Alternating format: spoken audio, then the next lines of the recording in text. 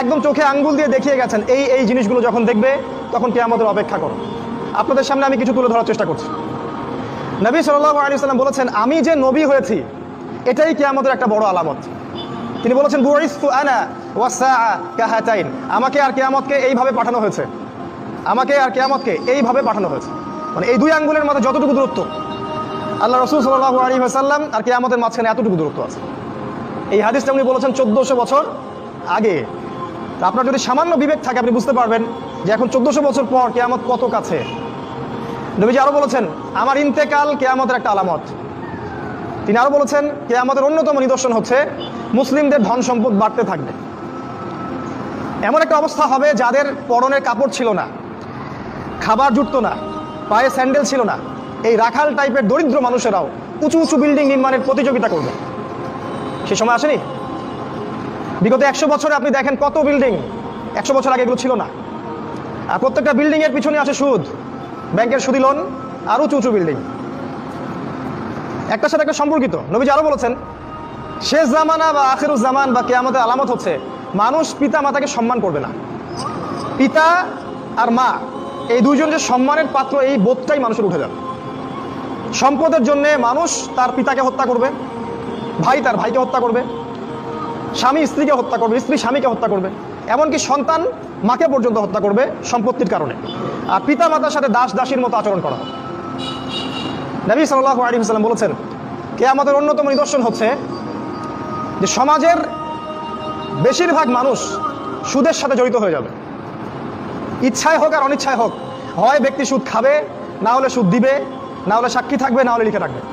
আর আমাদের নবী মুহাম্মদ সাল্লাল্লাহু আলাইহি ওয়াসাল্লাম এই 4 শ্রেণীর মানুষকে সমানভাবে অভিশাপ দিয়েছেন। তিনি বলেছেন, আমি মুহাম্মদ সাল্লাল্লাহু আলাইহি ওয়াসাল্লাম আপনার নবী, তিনি বলেছেন যে আমি 4 শ্রেণীর মানুষকে অভিশাপ দিয়ে গেলাম। এক শ্রেণী হচ্ছে যে সুদ খায়, দ্বিতীয় শ্রেণী হলো যে সুদ দেয়, তৃতীয় শ্রেণী যে সাক্ষী থাকে, আর চতুর্থ শ্রেণী যে লিখে রাখে। এই হাদিসের আলোকে পুরো ব্যাংকিং সিস্টেম সুদের আওতায় পড়ে যায়।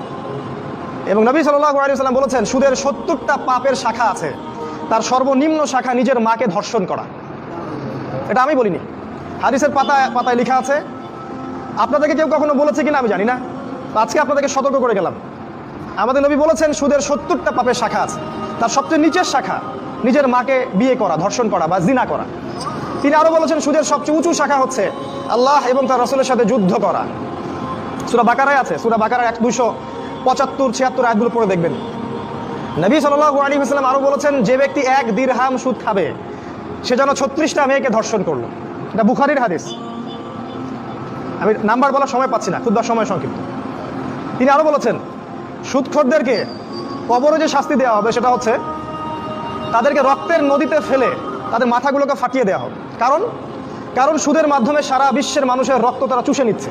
এই কারণে এর ফলাফলটা কি হয়? এর ফলাফলে ধনীরা ধনী হতে থাকে, আর গরিবরা যত দিন যাবে আস্তে আস্তে আরো দারিদ্র্যের অতল তলে নিষ্পেষিত হতে থাকবে। আপনার কাছে মনে হবে হয়তো আমি 10 টাকা দিলে 15 টাকা পাবো, কিন্তু এটা নয়।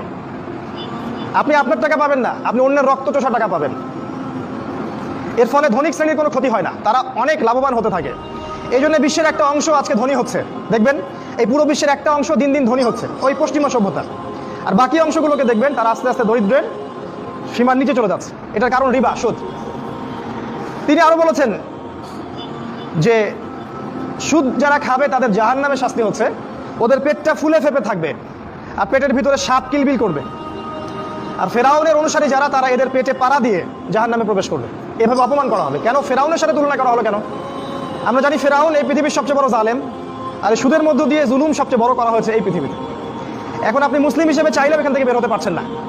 আপনি আমাকে এখন পুরো দেশের অবস্থা বলেন, প্রতিটা জেলা, গ্রাম, ইউনিয়নের অবস্থা বলেন, কোন জায়গায় সুদ নাই সেটা আমাকে দেখান। অথচ আমরা সবাই মুসলিম দাবি করছি। আমরা দাবি করছি আমরা আশিকে রাসূল, নবীকে ভালোবাসি, আল্লাহকে ভালোবাসি। আমরা এতটুকু বলবো যে আপনি আপনার কবরের জন্য অপেক্ষা করতে থাকেন, তারপরে দেখেন কি হয়। বিশ্বাস করেন, আপনার রিজিকের মধ্যে যদি 1টা টাকা হারাম থাকে, যতক্ষণ সেটাকে আপনি ত্যাগ না করছেন আপনার ইবাদত কবুল হবে না। কোনো ক্ষমতা নাই এই হাদিসটাকে উল্টায় দেওয়ার। আল্লাহ পাক বলেছেন, ইন্নাল্লাহা তাইয়্যিব।